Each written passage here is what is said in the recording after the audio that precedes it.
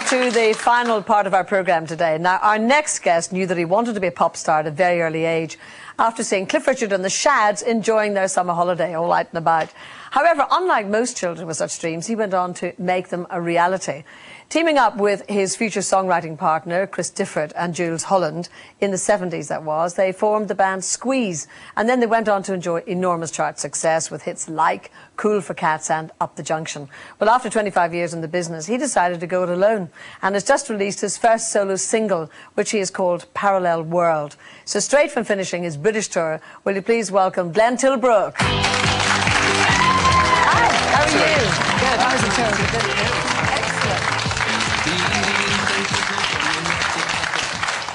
So how strange was it then, you know, crashing out on your own, going around the country, having been used to being in bands for 25 years? Well, you know, I sort of eased myself in slowly by... I started doing solo dates, I suppose, about 8 or 9 years ago. Originally, I started out doing it with a band, and then the band devolved to just me, which was easier to plan from my point of view.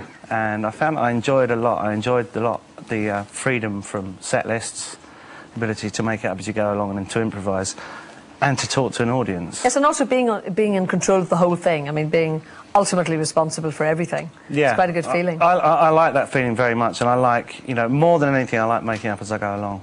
That's good. Yeah. Like we do here every day. Exactly. Now, listen, when you were young, I gather you liked a bit of attention from an extremely early age. So how old are we talking about here? Well, as far back as I can remember, I always liked singing, and I did used to go and knock on my neighbours' doors and sing to them.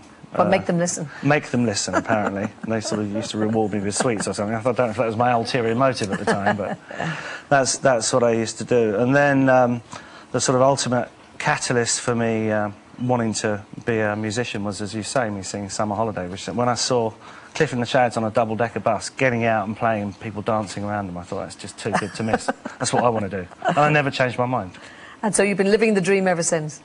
Well, for the past couple of years, rather belatedly, I've hired a double-decker bus on my birthday and sort of gone around. Oh, have you? Yeah, I have, yeah, it's great. Seriously? I get out and play sometimes. The neighbours say, oh gosh, here he comes again, you know, let's all hide. They're going to knock on my neighbours' doors, you know, give me a couple So of having had all along. those guitar and piano lessons and everything when you were young, I always think that you have to have very supportive parents, you know, to pay for it all. And were they musical in themselves? They weren't musical. I didn't actually, I didn't have lessons. What happened is that there was a piano in the house, and they bought me a guitar when I was 7 because my interest was still keen post-summer holiday.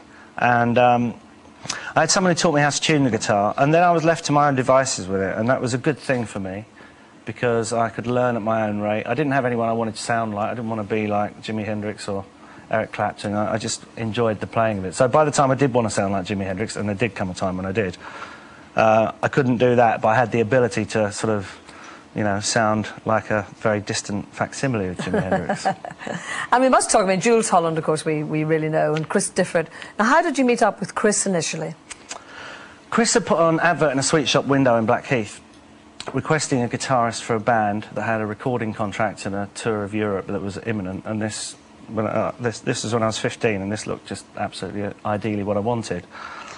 So I answered the ad, and met Chris, and it was all a complete tissue of lies. No band, no recording contract, no tour of Europe. But there was Chris, he'd already written some marvellous songs. And I'd been writing by myself at that point.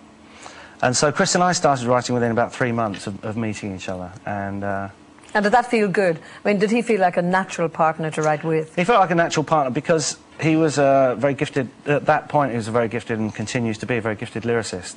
And that wasn't an area at that time that I was particularly strong in. I was more of a melody bloke. So we actually, by the time we started writing, it was a very natural conclusion to what we would end up doing together. When I look back over the amount of albums that Squeeze made, it seemed to be that you were always busy, and of course had great hits, but in a way always looking for the niche, never quite fitting in. Like, for example, in the punk era, a lot of people thought you were punk, but you weren't. Always looking for the niche is a very good way of putting it, actually.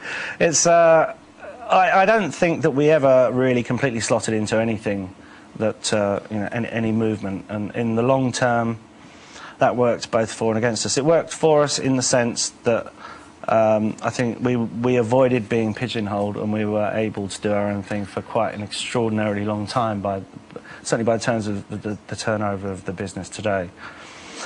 Firstly, it worked against us though because people weren't sure what we were. Our image was never that strong. It was never really something that we were that bothered about, and I think, you know, in retrospect, that wasn't really particularly helpful to us.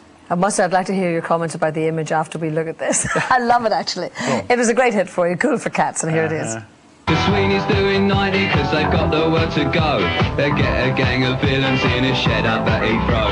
They're counting out the fivers when the handcuffs lock again.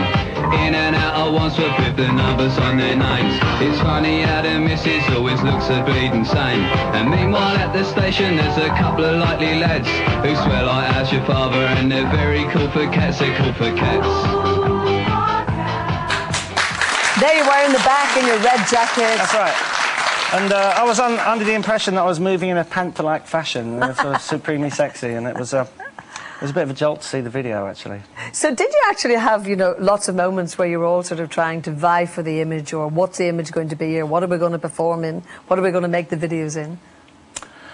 I think Jules was the only one of us that ever had a very strong visual sense, and the rest of us were really not preoccupied with that, and we just sort of tumbled into what we did. The thing that we were preoccupied with was the songwriting and the actual sound of the band. That's what we're always about, I think.